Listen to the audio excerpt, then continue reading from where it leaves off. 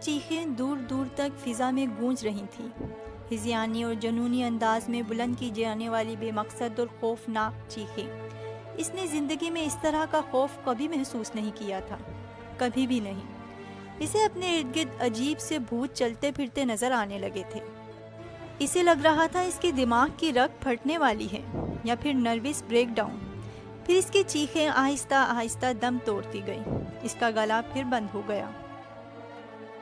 اب صرف سرسراہٹیں تھیں جو اسے سنائی دے رہی تھیں۔ اسے یقین ہو چکا تھا کہ وہ اب مر رہا ہے، اس کا ہارٹ فیل ہو رہا ہے یا پھر وہ اپنا ذہنی توازن کھو دینے والا ہے۔ اور اسی وقت اچانک تنے کے پیچھے بندھی ہوئی کلائیوں کی ڈوری ڈھیلی ہو گئی۔ ہوش و حواس کھوتے ہوئے اس کے اعصاب نے ایک بار پھر جھٹکا لیا۔ اس نے نچلا ہونٹ دانتوں میں دباتے ہوئے اپنے ہاتھوں کو حرکت دی، ڈوری اور ڈھیلی ہو گئی۔ شاید مسلسل تنے کی رگڑ لگتے لگتے درمیان سے ٹوٹ گئی تھی۔ اس نے ہاتھوں کو کچھ اور حرکت دی اور تب اسے احساس ہوا کہ وہ درخت کے تنے سے آزاد ہو چکا ہے۔ اس نے بے یقینی کے عالم میں اپنے ہاتھوں کو سیدھا کیا۔ درد کی تیز لہریں اس کے بازوؤں سے گزری۔ کیا میں بچ گیا ہوں؟ کیوں؟ کس لیے؟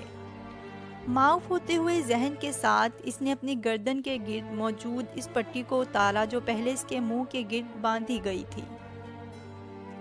بازوؤں کو دی گئی معمولی حرکت سے اس کے منہ سے کراہ نکلی تھی۔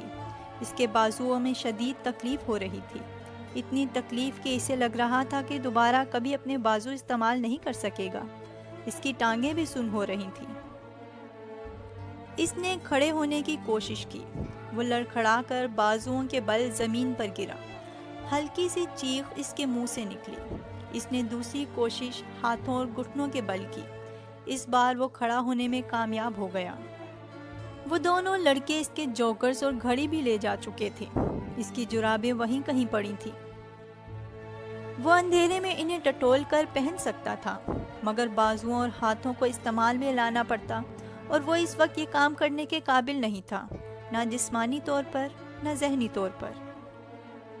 وہ اس وقت صرف وہاں سے نکل جانا چاہتا تھا، ہر قیمت پر۔ اندھیرے میں ٹھوکریں کھاتا، جھاڑیوں سے الجھتا، خراشیں لیتا، وہ کسی نہ کسی طرح اس راستے پر آ گیا تھا جس راستے سے وہ دونوں ہٹا کر اسے وہاں لے آئے تھے۔ ننگے پاؤں اس نے نیچے کا سفر طے کیا۔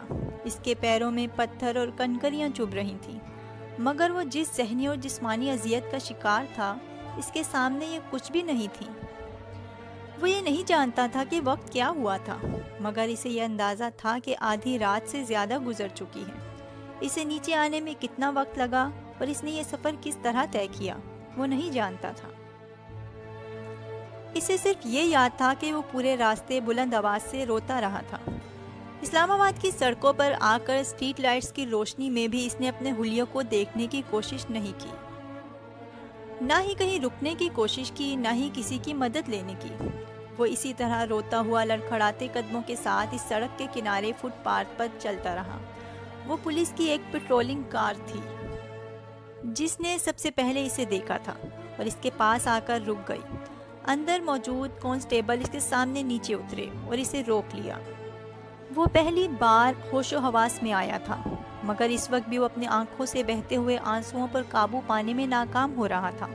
وہ لوگ اب اس سے کچھ پوچھ رہے تھے، مگر وہ کیا جواب دیتا؟ اگلے 15 منٹ میں وہ ایک ہاسپٹل میں تھا جہاں اسے فرسٹ ایڈ دی گئی تھی۔ وہ اس سے اس کے گھر کا پتہ پوچھ رہے تھے، مگر اس کا گلا بند تھا۔ وہ انہیں کچھ بھی بتانے کے قابل نہیں تھا۔ سوجے ہوئے ہاتھوں کے ساتھ اس نے ایک کاغذ پر اپنے گھر کا فون نمبر اور ایڈریس گھسیٹ دیا۔ ابھی اور کتنی دیر اسے یہاں رکنا پڑے گا؟ زیادہ دیر نہیں، جیسے ہی ہوش آتا ہے ہم دوبارہ چیک اپ کریں گے، پھر ڈسچارج کر دیں گے۔ زیادہ شدید قسم کی انجریز نہیں ہے، بس گھر میں کچھ دنوں تک مکمل طور پر ریسٹ کرنا پڑے گا۔ اس کا ذہن لاشعور سے شعور کا سفر طے کر رہا تھا۔ پہلے جو صرف بے معنی آوازیں تھیں، اب وہ انہیں مفہوم پہنا رہا تھا۔ آوازوں کو پہچان رہا تھا۔ ان میں سے ایک آواز سکندر عثمان کی تھی، دوسری یقیناً کسی ڈاکٹر کی۔ سالار نے آہستہ آہستہ آنکھیں کھول دیں۔ اس کی آنکھیں یکدم چندھیا گئی تھیں۔ کمرے میں بہت تیز روشنی تھی، یا کم از کم اسے ایسا ہی لگ رہا تھا۔ وہ ان کے فیملی ڈاکٹر کا پرائیویٹ کلینک تھا۔ وہ ایک بار پہلے بھی یہاں ایسے ہی ایک کمرے میں رہ چکا تھا، اور یہ پہچاننے کے لیے ایک نظر ہی کافی تھی۔ اس کا ذہن بالکل صحیح کام کر رہا تھا۔ جسم کے مختلف حصوں میں ہونے والے درد کا احساس اسے پھر ہونے لگا تھا، اس کے باوجود کہ وہ اب ایک بہت نرم اور آرام دہ بستر پر تھا۔ اس کے جسم پر وہ لباس نہیں تھا جو اس نے سرکاری ہاسپٹل میں پہنا تھا جہاں اسے لے جایا گیا تھا۔ وہ ایک اور لباس میں ملبوس تھا، اور یقیناً اس کے جسم کو پانی کی مدد سے صاف بھی کیا گیا تھا، کیونکہ اسے آدھے بازوؤں والی شرٹ سے جھانکتے اپنے بازوؤں پر کہیں بھی مٹی یا گرد نظر نہیں آ رہی تھی۔ اس کی کلائیوں کے گرد پٹیاں بندھی ہوئی تھیں، اور اس کے بازوؤں پر چھوٹے چھوٹے بہت سے نشانات تھے۔ بازو اور ہاتھ سوجے ہوئے تھے۔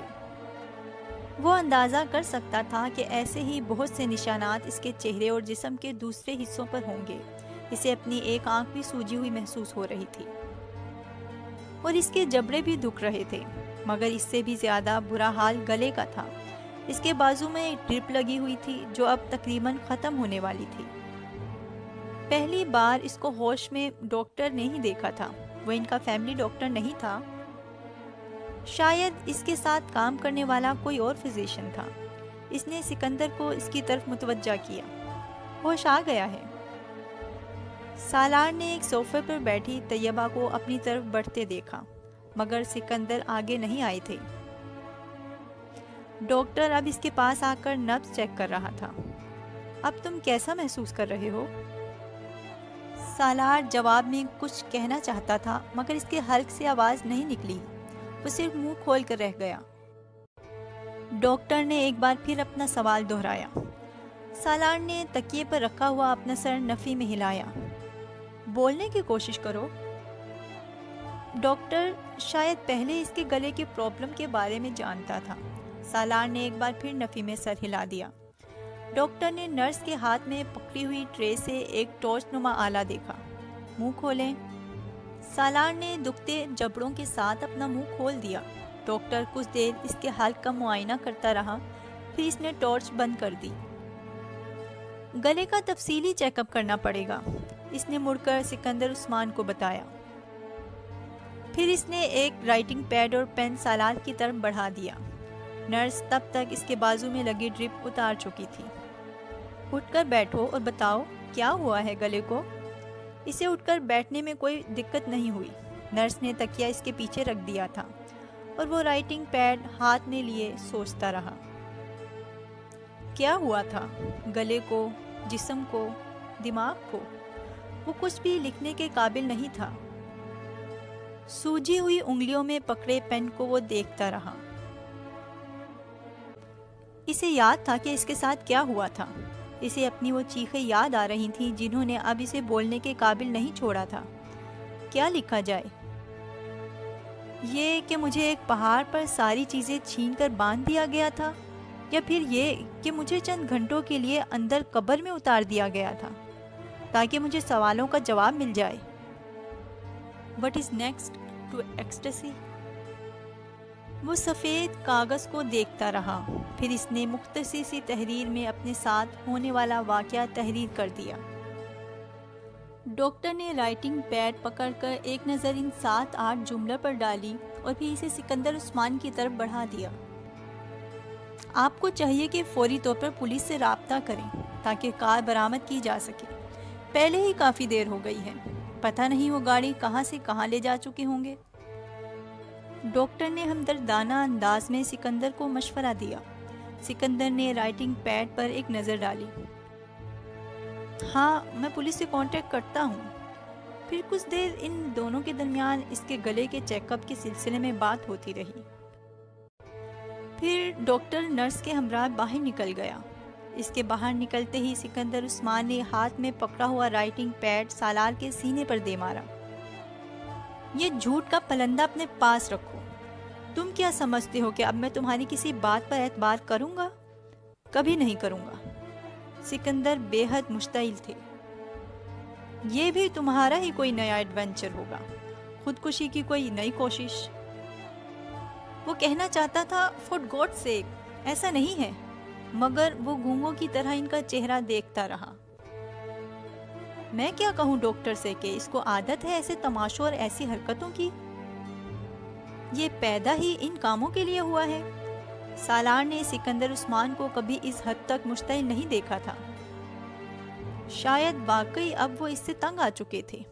طیبہ خاموشی سے اس کے پاس کھڑی تھی۔ ہر سال ایک نیا تماشا، ایک نئی مصیبت، آخر تمہیں پیدا کر کے کیا گناہ کر بیٹھے ہیں ہم؟ سکندر عثمان کو یقین تھا یہ بھی اس کے کسی نئے ایڈونچر کا حصہ تھا۔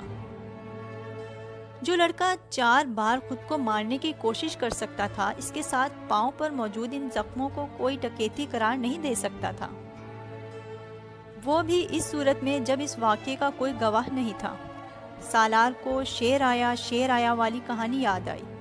بعض کہانیاں واقعی سچی ہوتی ہیں۔ وہ بار بار جھوٹ بول کر اپنا اعتبار گنوا چکا تھا۔ وہ سب کچھ ہی گنوا چکا تھا، اپنی عزت، خود اعتمادی، غرور، فخر، ہر چیز۔ وہ کسی پاتال میں پہنچ گیا تھا۔ کوئی نیا ڈرامہ کیے بڑے دن گزر گئے تھے تمہیں، تو تم نے سوچا ماں باپ کو محروم کیوں رکھوں، انہیں خوار اور ذلیل کیے بغیر بڑا عرصہ ہو گیا ہے، اب نئی تکلیف دینی چاہیے۔ ہو سکتا ہے سکندر یہ ٹھیک کہہ رہا ہو، آپ پولیس کو گاڑی کے بارے میں اطلاع تو دیں۔ اب طیبہ رائٹنگ پیڈ پر لکھی ہوئی تحریر پڑھنے کے بعد سکندر سے کہہ رہی تھی، یہ ٹھیک کہہ رہا ہے؟ کبھی آج تک ٹھیک کہا ہے اس نے؟ مجھے اس بکواس کے ایک لفظ پر یقین نہیں ہے۔ تمہارا یہ بیٹا کسی دن مجھے اپنی کسی حرکت کی وجہ سے پھانسی پر چڑھا دے گا اور تم کہہ رہی ہو پولیس کو اطلاع دوں، اپنا مذاق بنواؤں؟ کار کے ساتھ بھی کچھ نہ کچھ کیا ہوگا اس نے، بیچ دی ہوگی کسی کو یا کہیں پھینک آیا ہوگا۔ وہ اب واقعی سے گالیاں دے رہے تھے۔ اس نے کبھی انہیں گالیاں دیتے ہوئے نہیں سنا تھا۔ وہ صرف ڈانٹا کرتے تھے اور وہ ان کی ڈانٹ پر بھی مشتعل ہو جایا کرتا تھا۔ چاروں بھائیوں میں وہ واحد تھا جو ماں باپ کی ڈانٹ سننے کا بھی روادار نہیں تھا، اور اس سے بات کرتے ہوئے سکندر بہت محتاط ہوا کرتے تھے، کیونکہ وہ کسی بھی بات پر مشتعل ہو جایا کرتا تھا۔ مگر آج پہلی دفعہ سالار کو ان کی گالیوں پر بھی غصہ نہیں آیا تھا۔ وہ اندازہ کر سکتا تھا کہ اس نے انہیں کس حد تک زج کر دیا ہے۔ وہ پہلی بار اس بیڈ پر بیٹھے اپنے ماں باپ کی حالت کو سمجھنے کی کوشش کر رہا تھا۔ کیا چیز تھی جو انہوں نے اسے نہیں دی تھی؟ اس کے منہ سے نکلنے سے پہلے وہ اس کی فرمائش پوری کر دینے کے عادی تھے، اور وہ اس کے بدلے میں انہیں کیا دیتا رہا تھا؟ کیا دے رہا تھا؟ ذہنی اذیت، پریشانی، تکلیف۔ اس کے علاوہ اس کے بہن بھائیوں میں سے کسی نے ان کے لیے کوئی پریشانی کھڑی نہیں کی تھی۔ صرف ایک وہ تھا جو کسی دن تمہاری وجہ سے ہم دونوں کو خودکشی کرنی پڑے گی، تمہیں تبھی سکون ملے گا، صرف تب ہی چین آئے گا تمہیں۔ پچھلی رات اس پہاڑ پر اس طرح بندھے ہوئے اسے پہلی بار ان کی یاد آئی تھی، پہلی بار اسے پتا چلا تھا کہ اسے ان کی کتنی ضرورت تھی۔ وہ ان کے بغیر کیا کرے گا؟ اس کے لیے ان کے علاوہ کون پریشان ہوگا؟ اسے سکندر کے لفظوں سے زندگی میں پہلی بار کوئی بے عزتی محسوس نہیں ہو رہی تھی۔ وہ ہمیشہ سے سکندر کے زیادہ قریب رہا تھا، اور اس کے سب سے زیادہ جھگڑے بھی انہی کے ساتھ ہوتے رہتے تھے۔ میرا دل چاہ رہا ہے کہ میں دوبارہ کبھی تمہاری شکل نہ دیکھوں، تمہیں دوبارہ وہیں پھینکاؤں جس جگہ کے بارے میں تم جھوٹ بول رہے ہو۔ اب بس کرو سکندر، طیبہ نے انہیں ٹوکا۔ میں بس کروں؟ یہ کیوں بس نہیں کرتا؟ کبھی تو ترس کھا لے ہم لوگوں پر اور اپنی حرکتیں چھوڑ دے۔ کیا اس پر یہ فرض کر کے اسے زمین پر اتارا گیا تھا کہ یہ ہماری زندگی عذاب بنا دے؟ سکندر طیبہ کی بات پر مزید مشتعل ہو گئے۔ ابھی وہ پولیس والے بیان لینے آ جائیں گے، یہ بکواس پیش کریں گے ان کے سامنے کہ اس بیچارے کو کسی نے لوٹ لیا ہے۔ اچھا تو یہ ہوتا کہ اس بار واقعی کو اسے لوٹتا اور اسے پہاڑ پر سے نیچے پھینکتا تاکہ میری جان چھوٹ جاتی۔ سالار بے اختیار سسکنے لگا۔ سکندر اور طیبہ حیران رہ گئے۔ وہ اپنے دونوں ہاتھ جوڑے رو رہا تھا۔ وہ زندگی میں پہلی بار اسے روتا دیکھ رہے تھے، اور وہ بھی ہاتھ جوڑے۔ وہ کیا کر رہا تھا؟ کیا چاہ رہا تھا؟ کیا بتا رہا تھا؟ سکندر عثمان بالکل ساکت تھے۔ طیبہ اس کے قریب بیڈ پر بیٹھ گئیں۔ انہوں نے سالار کو اپنے ساتھ لگاتے ہوئے تھپکنے کی کوشش کی۔ وہ بچوں کی طرح ان سے لپٹ گیا۔ اس کی پائنتی کی طرف کھڑے سکندر عثمان کو اچانک احساس ہوا کہ شاید اس بار وہ جھوٹ نہیں بول رہا، شاید اس کے ساتھ واقعی کوئی حادثہ ہوا تھا۔ وہ طیبہ کے ساتھ لپٹا ننھے بچوں کی طرح ہچکیوں سے رو رہا تھا۔ طیبہ اسے چپ کراتے کراتے خود بھی رونے لگی۔ وہ چھوٹی چھوٹی باتوں پر تو کیا، بڑی بڑی باتوں پر بھی رونے کا عادی نہیں تھا۔ پھر آج کیا ہوا تھا کہ اس کے آنسو نہیں رک رہے تھے؟ اس سے دور کھڑے سکندر عثمان کے دل میں کچھ ہونے لگا۔ اگر یہ ساری رات واقعی وہاں بندھا رہا تھا تو وہ ساری رات اس کے انتظار میں جاگتے رہے تھے اور بگڑتے رہے تھے۔ ان کا خیال تھا کہ وہ گاڑی لے کر پھر کہیں لاہور یا کہیں اور آوارگردی کے لیے چلا گیا ہوگا۔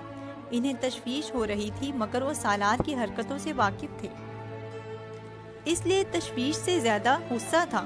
وہ 2:30-3 بجے کے قریب سونے کے لیے چلے گئے تھے جب انہیں فون پر پولیس کی طرف سے اطلاع ملی۔ وہ ہاسپٹل پہنچے تھے اور انہوں نے اسے وہاں بہت ابتر حالت میں دیکھا تھا، مگر وہ یہ یقین کرنے پر تیار نہیں تھے کہ اس کے ساتھ کوئی حادثہ ہوا تھا۔ وہ جانتے تھے وہ خود کو اذیت پہنچاتا رہا تھا۔ جو شخص اپنی کلائی کاٹ لے، ون وے کو توڑتے ہوئے ٹریفک کی بھیڑ میں بائک دے مارے، سلیپنگ پلز لے لے، اپنے آپ کو باندھ کر پانی میں الٹا کود جائے، اس کے لیے ایک بار پھر اپنی یہ حالت کرنا کیا مشکل تھا؟ اس کا جسم کیڑوں کے کاٹنے کے نشانات سے جگہ جگہ بھرا ہوا تھا۔ بعض جگہ پر نلاہٹ تھی، اس کے پیر بھی بری طرح زخمی تھے۔ ہاتھوں کی کلائیوں، گردن اور پشت کا بھی یہی حال تھا۔ اس کے جبڑوں پر بھی خراشیں پڑی ہوئی تھیں۔ اس کے باوجود بھی سکندر عثمان کو یقین تھا کہ یہ سب کچھ اس کی اپنی کارستانی ہی ہوگی۔ شاید اس وقت وہ بولنے کے قابل ہوتا اور وضاحتیں پیش کرتا تو کبھی بھی اس پر یقین نہ کرتے، مگر اسے اس طرح ہچکیوں کے ساتھ روتے دیکھ کر انہیں یقین آنے لگا تھا کہ وہ سچ کہہ رہا تھا۔ وہ کمرے سے باہر نکل گئے۔ انہوں نے موبائل پر پولیس سے رابطہ کیا۔ 1 گھنٹے کے بعد انہیں پتہ چل گیا کہ سرخ رنگ کی ایک سپورٹس کار پہلے ہی پکڑی جا چکی ہے اور اس کے ساتھ 2 لڑکے بھی۔ پولیس نے انہیں معمولی سی چیکنگ کے دوران لائسنس اور گاڑی کے کاغذات نہ ہونے پر گھبرا جانے پر پکڑا تھا۔ انہوں نے ابھی تک یہ نہیں بتایا تھا کہ انہوں نے گاڑی کہاں سے چھینی تھی۔ وہ صرف یہی کہتے رہے کہ وہ گاڑی انہیں کہیں سے ملی ہے اور وہ صرف شوق اور تجسس سے مجبور ہو کر چلانے لگے۔ چونکہ پولیس کے پاس ابھی تک کسی گاڑی کی FIR بھی درج نہیں کرائی گئی تھی، اس لیے ان کے بیان کی تصدیق مشکل ہو گئی تھی۔ مگر سکندر عثمان کی FIR کے کچھ دیر بعد ہی انہیں کار کے بارے میں پتہ چل گیا۔ اب وہ صحیح معنوں میں سالار کے بارے میں تشویش کا شکار ہوئے تھے۔ سکندر اور طیبہ سالار کو اس رات واپس نہیں لے کر آئے۔ وہ اس رات ہاسپٹل میں ہی رہا تھا۔ اگلے دن اس کے جسم کا درد اور سوجن میں کافی کمی واقع ہوئی تھی۔ دونوں 11 بجے کے قریب اسے گھر لے آئے۔ اس سے پہلے پولیس کے 2 اہلکاروں نے اس سے ایک لمبا چوڑا تحریری بیان لیا تھا۔ سکندر اور طیبہ کے ساتھ اپنے کمرے میں داخل ہوتے ہوئے پہلی بار اس نے اپنی کھڑکیوں پر لگی ہوئی مختلف ماڈلز کی نیوڈ تصویروں کو دیکھا۔ اسے بے اختیار شرم آئی۔ طیبہ اور سکندر بہت بار اس کے کمرے میں آتے رہے تھے اور وہ تصویریں ان کے لیے کوئی نئی یا قابل اعتراض چیز نہیں تھی۔ تم اب آرام کرو، میں نے تمہارے فریج میں پھل اور جوس رکھوا دیا ہے، بھوک لگے تو نکال کر کھا لینا یا پھر ملازم کو بلوا لینا، وہ نکال دے گا، طیبہ نے اس سے کہا۔ وہ اپنے بیڈ پر لیٹا ہوا تھا۔ وہ دونوں کچھ دیر تک اس کے پاس رہے، پھر کھڑکی کے پردے برابر کر کے اسے سونے کی تاکید کرتے ہوئے چلے گئے۔ وہ ان کے باہر نکلتے ہی اٹھ کر بیٹھ گیا۔ اس نے کمرے کے دروازے کو اندر سے لاک کیا۔ کھڑکیوں کے پردے ہٹا کر اس نے بہت تیزی سے ان پر لگی ہوئی تمام تصویروں کو اتارنا شروع کر دیا۔ پوسٹر، تصویریں، کٹ آؤٹ۔ اس نے چند منٹ میں پورا کمرہ صاف کر دیا۔ واش روم میں جا کر اس نے باتھ ٹب میں انہیں پھینک دیا۔ واش روم کی لائٹ جلانے پر اس کی نظر اپنے چہرے پر پڑی تھی۔ وہ بری طرح سوجا ہوا اور نیلا ہو رہا تھا۔ وہ ایسے ہی چہرے کی توقع کر رہا تھا۔ وہ ایک بار پھر واش روم سے نکل آیا۔ اس کے کمرے میں پورنوگرافی کے بہت سے میگزین بھی پڑے تھے۔ وہ انہیں اٹھا لایا۔ اس نے انہیں بھی باتھ ٹب میں پھینک دیا۔ پھر وہ باری باری اپنے ریک میں پڑی ہوئی گندی ویڈیوز اٹھا کر اس میں سے ٹیپ نکالنے لگا۔ آدھے گھنٹے کے اندر اس کا کارپیٹ ٹیپ کے ڈھیر سے بھرا ہوا تھا۔ اس نے وہاں موجود تمام ویڈیوز کو ضائع کر دیا اور ٹیپ کے اس ڈھیر کو اٹھا کر باتھ ٹب میں پھینک آیا، اور لائٹر کے ساتھ اس نے انہیں آگ لگا دی۔ ایک چنگاری بھڑکی تھی اور تصویروں اور ٹیپ کا وہ ڈھیر جلنے لگا تھا۔ اس نے ایگزاسٹ آن کر دیا تھا، باتھ روم کی کھڑکیاں کھول دیں اور اس ڈھیر کو اس لیے جلا رہا تھا کیونکہ وہ اس آگ سے بچنا چاہتا تھا جو دوزخ میں اسے اپنی لپیٹوں میں لے لیتی۔ آگ کی لپٹیں تصویروں اور ٹیپ کے اس ڈھیر کو کھا رہی تھیں، یوں جیسے وہ صرف آگ کے لیے ہی بنائی گئی تھی۔ وہ پلکے جھپکے بغیر باتھ ٹب میں آگ کے اس ڈھیر کو دیکھ رہا تھا، یوں جیسے وہ اس وقت کسی دوزخ کے کنارے کھڑا تھا۔ ایک رات پہلے اس پہاڑی پر اس حالت میں اسلام آباد کی روشنیوں کو دیکھتے ہوئے اس نے سوچا تھا کہ وہ اس کی زندگی کی آخری رات تھی، اور وہ اس کے بعد دوبارہ کبھی ان روشنیوں کو نہیں دیکھ سکے گا۔ اس نے ہذیانی حالت میں گلا پھاڑ کر چیختے ہوئے بار بار کہا تھا، ایک بار، صرف ایک بار، مجھے ایک بار موقع دیں، صرف ایک بار، میں دوبارہ گناہ کے پاس تک نہیں جاؤں گا، میں کبھی گناہ کے پاس نہیں جاؤں گا۔ اسے یہ موقع دے دیا گیا تھا، اب اس وعدے کو پورا کرنے کا وقت تھا۔ آگ نے ان سب کاغذ کو راکھ بنا دیا تھا۔ جب آگ بجھ گئی تو اس نے پانی کھول کر پائپ کے ساتھ اس راکھ کو بہانا شروع کر دیا۔ سالار پلٹ کر دوبارہ واش بیسن کے سامنے آ کر کھڑا ہو گیا۔ اس کے گلے میں موجود سونے کی چین کو وہ لوگ اتار کر لے گئے تھے، مگر اس کے کان کی لو میں موجود ڈائمنڈ ٹاپس وہیں تھے۔ وہ پلاٹینیم میں جڑا ہوا تھا اور ان لوگوں نے اس پر کوئی توجہ نہیں دی تھی۔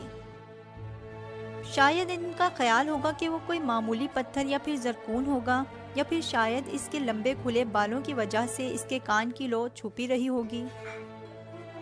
وہ کچھ دیر آئینے میں خود کو دیکھتا رہا، پھر اس نے کان کی لو میں موجود ٹاپس اٹھا کر واش بیسن کے پاس رکھ دیا۔ شیونگ کٹ میں موجود کلپر اس نے نکالا اور اپنے بال کاٹنے لگا، بڑی بے رحمی اور بے دردی کے ساتھ۔ واش بیسن میں بہتا ہوا پانی ان بالوں کو اپنے ساتھ بہا کر لے جا رہا تھا۔ ریزر نکال کر اس نے شیو کرنی شروع کر دی۔ وہ جیسے اپنی تمام نشانیوں سے پیچھا چھڑا رہا تھا۔ شیو کرنے کے بعد اس نے اپنے کپڑے نکالے، اپنے ہاتھوں پر بندھی پٹیاں کھولی اور شاور کے نیچے جا کر کھڑا ہو گیا۔ وہ پورا 1 گھنٹہ اپنے پورے جسم کے ایک ایک حصے کو کلمہ پڑھ پڑھ کر صاف کرتا رہا، یوں جیسے وہ آج پہلی بار اسلام سے متعارف ہوا تھا، پہلی بار مسلمان ہوا تھا۔ واش روم سے باہر آ کر اس نے فریج میں رکھے سیب کے چند ٹکڑے کھائے اور پھر سونے کے لیے لیٹ گیا۔ دوبارہ اس کی آنکھ الارم سے کھلی جسے اس نے سونے سے پہلے لگایا تھا۔ وہ بج رہا تھا۔ مائی گاڈ سالار، یہ اپنے بالوں کو کیا کیا ہے تم نے؟ طیبہ اسے دیکھتے ہی کچھ دیر کے لیے بھول گئیں کہ وہ بولنے کے قابل نہیں تھا۔ سالار نے اپنی جیب سے ایک کاغذ نکال کر ان کے سامنے کر دیا۔ میں مارکیٹ جانا چاہتا ہوں، اس پر لکھا ہوا تھا۔ کس لیے؟ طیبہ نے اسے حیرانی سے دیکھا۔ ابھی تم ٹھیک نہیں ہوئے؟ کچھ گھنٹے ہوئے ہی ہیں تمہیں ہاسپٹل سے آئے اور تم ایک بار پھر آوارہ گردی کے لیے نکلنا چاہتے ہو؟ طیبہ نے اسے قدرے نرم آواز میں جھٹکا۔ ممی، میں کچھ کتابیں خریدنا چاہتا ہوں۔ سالار نے ایک بار پھر کاغذ پر لکھا۔ میں آوارہ گردی کرنے نہیں جا رہا۔ طیبہ کچھ دیر اسے دیکھتی رہی۔ تم ڈرائیور کے ساتھ چلے جاؤ۔ سالار نے سر ہلا دیا۔ وہ جس وقت مارکیٹ کی پارکنگ میں گاڑی سے اترا شام ہو چکی تھی۔ مارکیٹ کی روشنیاں وہاں جیسے رنگ و نور کا ایک سیلاب لے آئی تھیں۔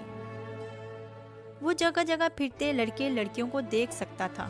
مغربی ملبوسات میں ملبوس بے فکری اور لاپرواہی سے کہکے لگاتے ہوئے اسے زندگی میں پہلی بار اس جگہ سے وحشت ہوئی تھی۔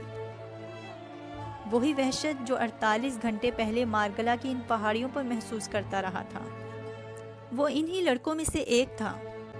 لڑکیوں سے چھیڑ چھاڑ کرنے والا، بلند و بانگ کہکے لگانے والا، فضول اور بیہودہ باتیں کرنے والا۔ اپنا سر نیچے کیے وہ کسی بھی چیز پر دھیان دیے بغیر سامنے نظر آنے والی بک شاپ میں چلا گیا۔ اپنی جیب سے کاغذ نکال کر اس نے دکاندار کو اپنی مطلوبہ کتابوں کے بارے میں بتایا۔ وہ قرآن پاک کا ایک ترجمہ اور نماز کے بارے میں کچھ دوسری کتابیں خریدنا چاہتا تھا۔ دکاندار نے اسے حیرانی سے دیکھا۔ وہ سالار کو اچھی طرح جانتا تھا۔ وہ وہاں سے پورنوگرافی کے غیر ملکی میگزین سمیت چند دوسرے انگلش ناولز لکھنے والوں کے ہر نئے ناول کو خریدنے کا عادی تھا۔ سالار اس کی نظروں کے استعجاب کو سمجھتا تھا۔ وہ اس سے نظریں ملانے کے بجائے صرف کاؤنٹر کو دیکھتا رہا۔ وہ آدمی کسی سیلز مین کو ہدایت دیتا رہا۔ پھر اس نے سالار سے کہا، آپ بڑے دن بعد آئے، کہیں گئے ہوئے تھے؟ اسٹڈیز کے لیے باہر، اس نے سر ہلاتے ہوئے سامنے پڑے ہوئے کاغذ پر لکھا۔ اور یہ گلے کو کیا ہو گیا؟ بس ٹھیک نہیں ہے، اس نے کہا۔ سیلز مین قرآن پاک کا ترجمہ اور دوسری مطلوبہ کتابیں لے آیا۔ ہاں، یہ اسلامی کتابوں کا آج کل بڑا ٹرینڈ چلا ہوا ہے، لوگ بہت پڑھنے لگے ہیں۔ بڑی اچھی بات ہے، خاص طور پر باہر جا کر تو ضرور پڑھنا چاہیے۔ دکاندار نے بڑے کاروباری انداز میں مسکراتے ہوئے کہا۔ سالار نے کچھ نہیں کہا۔ وہ اپنے سامنے پڑی کتابوں پر ایک نظر دوڑانے لگا۔ چند لمحوں کے بعد اس نے دائیں ہاتھ قرآن پاک کے ترجمے کے ساتھ کاؤنٹر پر خالی جگہ پر شاپ کیپر نے اس کے سامنے پورنوگرافی کے کچھ نئے میگزین رکھ دیے۔ کتابوں کو دیکھتے دیکھتے اس نے چونک کر سر اٹھا لیا۔ یہ نئے آئے ہیں، میں نے سوچا آپ کو دکھا دوں، ہو سکتا ہے آپ خریدنا پسند کریں۔ سالار نے ایک نظر قرآن پاک کے ترجمے کو دیکھا، دوسری نظر چند انچ دور پڑے ان میگزینز کو دیکھا۔ غصے کی ایک لہر اس کے اندر اٹھی تھی۔ کیوں؟ وہ نہیں جانتا تھا۔ اپنے بائیں ہاتھ سے ان میگزینز کو اٹھا کر وہ جتنی دور اس شاپ کے اندر پھینک سکتا تھا اس نے پھینک دیے۔ چند لمحوں کے لیے پوری شاپ میں خاموشی چھا گئی۔ سیلز مین ہکا بکا کھڑا تھا۔ بل، سالار نے کاغذ پر گھسیٹا اور سرخ چہرے کے ساتھ اس سیلز مین کی آنکھوں کے سامنے اس کاغذ کو کیا۔ سیلز مین نے کچھ بھی کہے بغیر اپنے سامنے پڑے کمپیوٹر پر ان کتابوں کا بل بنانا شروع کر دیا جو اس کے سامنے رکھی تھی۔ چند منٹوں میں سالار نے بل ادا کیا اور کتابیں اٹھا کر دروازے کی طرف بڑھ گیا۔ ایڈیٹ۔ دکان سے باہر نکلتے ہوئے اس نے کاؤنٹر کے پاس کھڑی ایک لڑکی کا تبصرہ سنا۔ مخاطب کون تھا اس نے مڑ کر دیکھنے کی ضرورت نہیں سمجھی۔ وہ جانتا تھا تبصرہ اسی پر کیا گیا تھا۔